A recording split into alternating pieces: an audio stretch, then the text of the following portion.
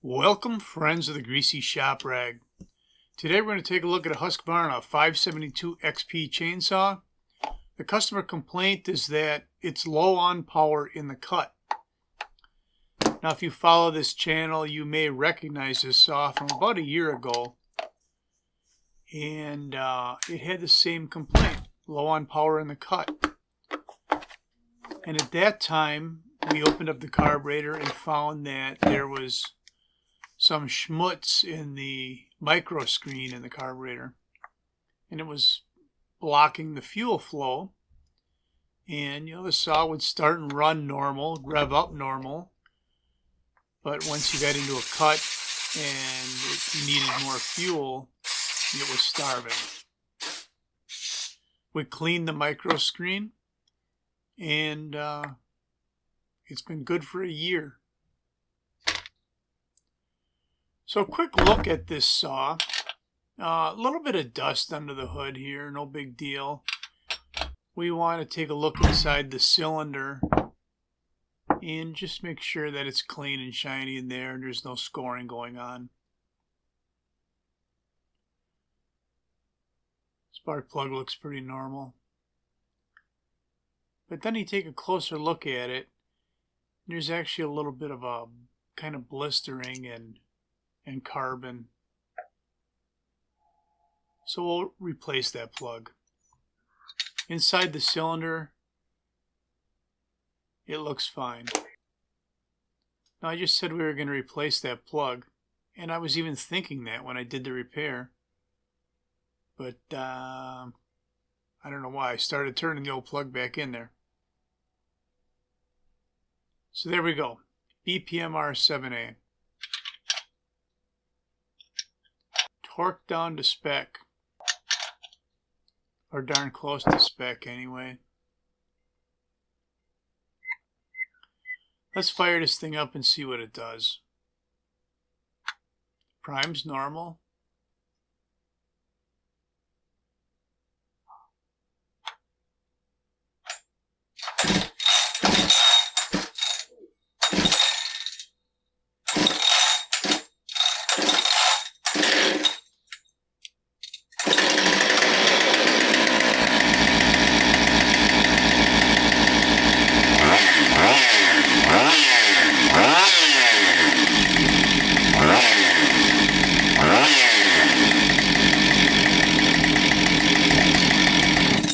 Alright, so this isn't unusual. Plugged micro screen, like I said earlier, the thing could start and run just fine, even rev up. But when you put it under load and it needs fuel, maybe not enough fuel can flow. Now, I've had a rash of 562s where the cylinder has been coming loose because of screws, and I think the repair right before this one was one of those saws. This is a 572, but I'm just going to check these screws on the cylinder, and they were all tight.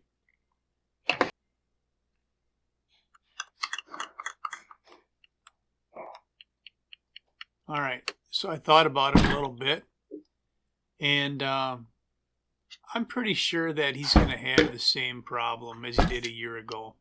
That's what I'm thinking right now at the bench. So we will open up the carb and take a look at that screen and see if it's the same problem. Now, I could certainly take it outside, do a log, and drop it in and put it under load and see if it bogs.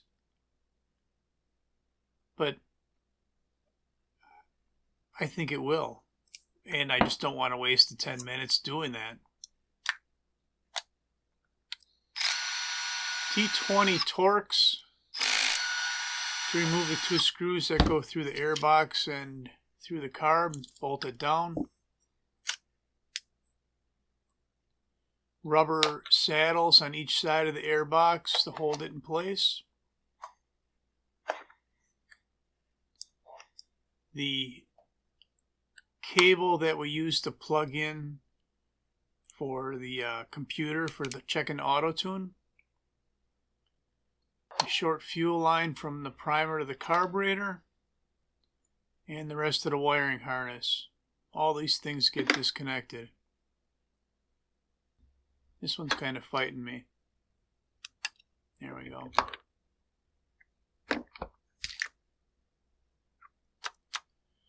Alright, if I hold the throttle shaft open, that'll create slack in the throttle cable. And I can lift the ferrule of the cable right out of the holder. Kind of like that. And then that cable's disconnected. Fuel line gets popped off of there. And that's it, really. There was a tab on the bottom. You can see it there on the intake. It kind of locks the carburetor into place. Disconnect the wiring from the ignition coil, and we've harvested a carburetor. Alright, we'll just set the saw off to the side. Blow the schmutz off this thing and open it up. Now, it may look a little intimidating at first. There's a lot of stuff going on here. This secondary throttle assembly is two small fine thread screws. If we remove them, this will pop right off of here. Just take a look at the linkage before you do it, so you put it back together the same way. And our fuel pump plate will reveal our pump gasket and our micro screen. And it looks pretty dark right now. I'm just kind of soaking up the fuel that's on top of the micro screen so we can get a close look at it. And sure enough, that thing is really dirty. There's a coating of something on there.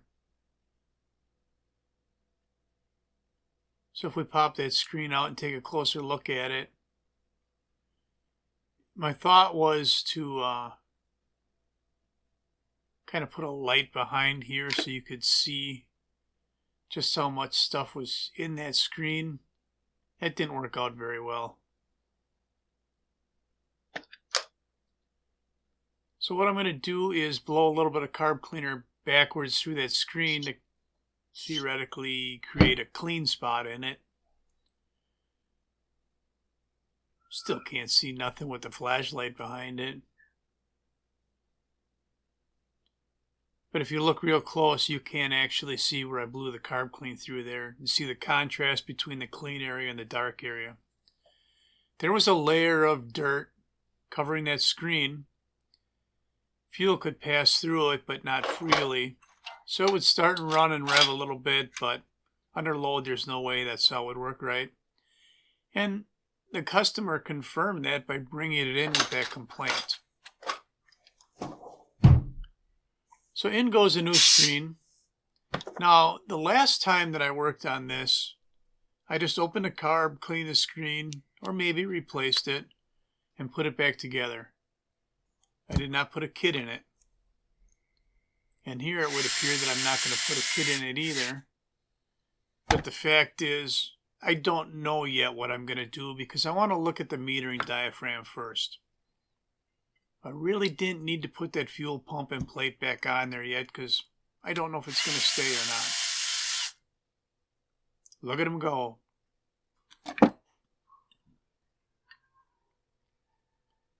Alright, this thing's kind of stuck down. I'm going to pop it off of here.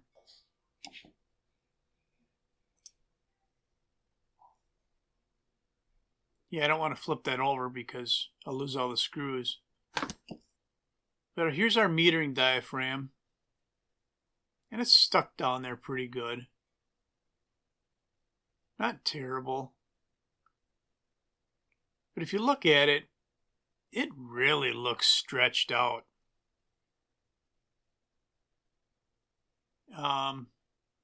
We're going to replace that. So here's our kit. Part number for our genuine Zama kit. We got to replace this razor blade too. Well, I can't even cut my finger with it. That one might cut my finger. This kit is, I guess, what I would call a soft kit. It just has the gaskets in it. So there's our old metering diaphragm. Here's the base gasket and the diaphragm. And the metering chamber cover. There must have been a break in between the time that I first took the carb apart and now, because I see I had to walk back to the toolbox to get this tool. Not sure how or why that happened. I thought I used it earlier to open it up. But, I mean, you know, I'm not in a studio or anything. I'm working at my bench, and if I get called away or someone walks in with something that's got to be fixed right away, then I stop and do it. So like we talked about before, I didn't know if I was going to be putting a kit in here or not, and I am. So pump cover comes back off. You'll notice that there's an extra piece in here. So we have the gasket. And then this clear membrane. And then the fuel pump membrane itself.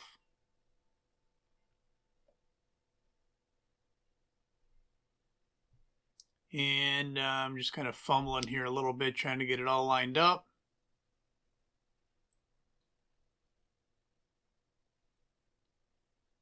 One thing with auto-tune carburetors is you don't have to hold the throttle linkage open when you put this cover on, because there's no idle stop screw. It's all done through the auto-tune itself that controls the idle. Now we'll install our secondary throttle assembly. And I don't know what we stalled there about, but these are very small fine thread screws. Using a driver on here like this, if you're not comfortable with the driver, I would just do it by hand.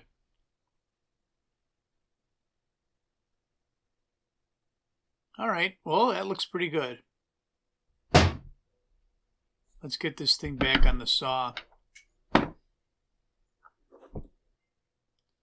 So to put this carburetor back on here, we're just going to kind of get it lined up and put in place after we connect the auto-tune terminal from the ignition coil. And then we snap that white terminal into the side of the auto-tune module on the carburetor. Alright, now we get it lined up in place. And if we push it in snug, get that throttle cable out of the way. There we go. We should be able to hear it snap into place, and that little tab that's on the bottom will lock into the bottom of the carb and kind of hold it right there. So now it's not going to move around on us. We can make the rest of our connections, and we know that the holes are lined up for the bolts and all that good stuff.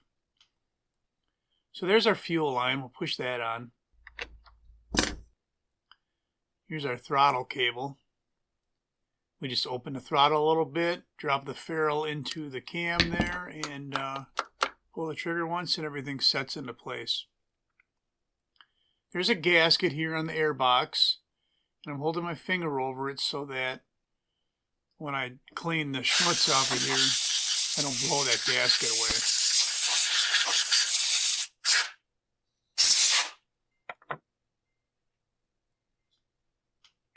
Now we can kind of get the air box lined up.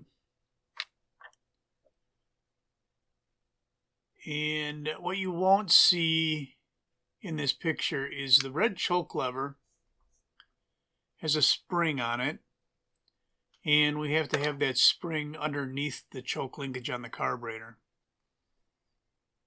If it's above it, then that stop switch won't have any spring action to it. So you'll know right away if you got it wrong by pushing the stop switch. So we've installed the electrical connector on the top of the carburetor, the short fuel line from the carb to the purge bulb, and the electrical connector. This is for plugging in. This is where we plug into the computer. But also, if you don't plug this in, you won't have a stop switch function. You'll push down on the switch and it won't shut the engine off. There's a little spot there to tuck in some wiring. And our return line from the purge bulb gets tucked into a little catch on the back of that air box. It's really not that difficult to do. It's kind of tight. There's a lot going on, but it's not too bad.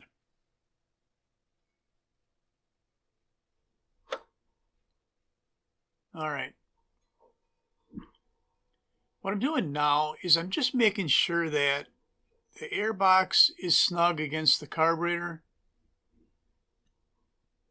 that there's no wiring in between there or anything else that is going to leave an air gap after I tighten the screws. You know, if it's not lined up right or one of those wires is jammed in there or a fuel hose or anything like that.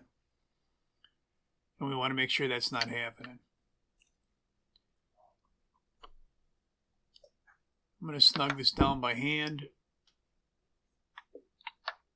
Everything, see, it wasn't drawn up before. There was a gap there, and that's what I was looking at. And I couldn't decide if it was just naturally a gap because I hadn't drawn it up yet, or if there was something in there. And there wasn't anything in there. That's what I was checking. There's a dust boot on the back of the stop switch, and it's not lined up where it should be. And the reason I know that is because the stop switch doesn't physically move freely. So if you feel any resistance in that switch, it may be that boot is not in place. A lot of messing around here with it, but we want to get it right. Spring loaded on the way down with the switch, so everything's good there.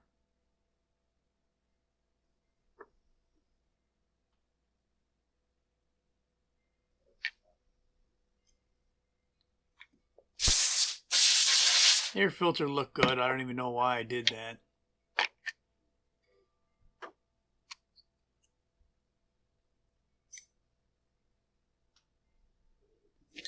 All right. So let's look inside the fuel tank here.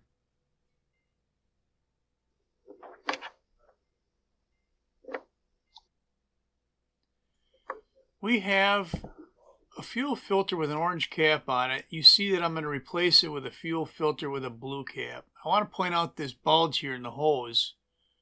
It's actually a magnet that picks up metal particles in the fuel tank. But the blue filter is going on. It's a little smaller micron. It's what Husqvarna recommends for auto-tune saws. And there was a blue filter on it last time it left the shop. So I know that they're doing maintenance. They're just using the wrong filter.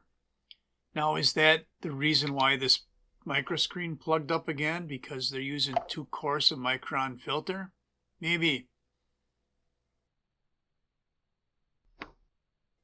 I can't, I'm not conducting any experiments here. I'm just kind of observing what I see. So let's see if this thing starts and runs.